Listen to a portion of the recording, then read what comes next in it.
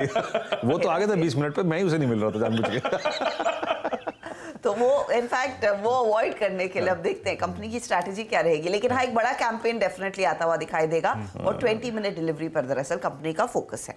अब इसके अलावा मजगांव डॉक, और कल सेकंड हाफ में हमने फिर देखा था इन डिफेंस कंपनियों में तेजी आती दिखाई दी थी। मजगांव डॉक ने एक और स्कॉर्पियन, दरअसल जो स्कॉर्पियन क्लास सबमरीन है वागिर नाम की, उसे डिलीवर कर दिया है, इंडियन नेवी के हाथों सौंप दिया है।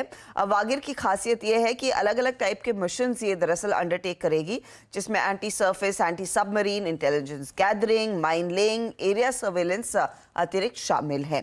अब कंपनी ने कुछ अपडेट भी दिया है इस प्रेस रिलीज में। मजगांव डॉक का मैनेजमेंट कहता है कि इस समय इनकी जो कैपेसिटी है वो एक साथ 10 कैपिटल वॉरशिप्स और 11 सबमरीन बिल्ड करने की कैपेसिटी इनकी है। तो कंपनी ने काफ़ी ज़्यादा कैपेसिटी बिल्डिंग पर ध्यान दिया है और यहाँ पर आगे कुछ और दरअसल डिलीवरी इंडियन नेवी की तरफ के लिए आती हुई दिखाई देगी। तो ये स्टॉक आप रेडार पर रखें। सिटी यूनियन बैंक आज थोड़ा सा नेगेटिव शुरुआत दिखा सकता है क्योंकि आरबीआई ने कुछ डाइवर्जेंस पाया है। एडिशनल ग्रॉस एनपीए FY22 के लिए आरबीआई कह रहा है करीब करीब 260 करोड़ के कुछ एनपीएज है।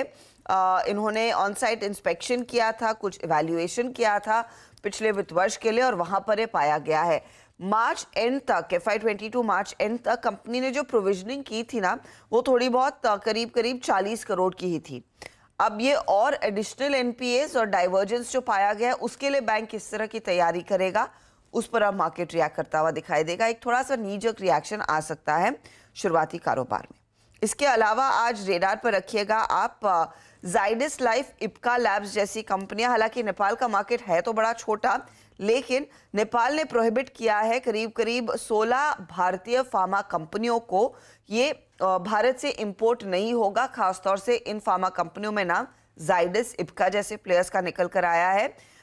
नेपाल का जो एडमिनिस्ट्रेशन है वो ये कह रहा है कि non compliance of world health organisations norms हो रहा है।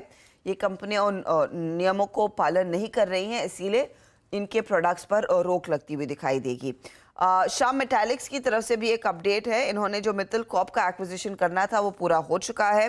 एक्विजिशन कंपनी के पूरे मेटल पोर्टफोलियो को स्ट्रेंथन करता हुआ दिखाई देगा, जिसमें स्टेनलेस स्टील है, वायर रॉड है, बार मिल है और उस लिहाज से कंपनी अपनी कैपेसिटी भी बढ़ती हुई देखेगी। तो एग्जिस्टिंग कैपेसिटी को एक्सपैंड होता हम देखेंगे। जो 8.85 मिलियन टन पर एनम की कैपेसिटी है, ये बढ़कर 14 मिलियन टन पर एनम के आसपास आती हुई दिखाई देगी और कैपेक्स करीब करीब अगले 5 सालों में 10,000 करोड़ का कंपनी करने वाली है।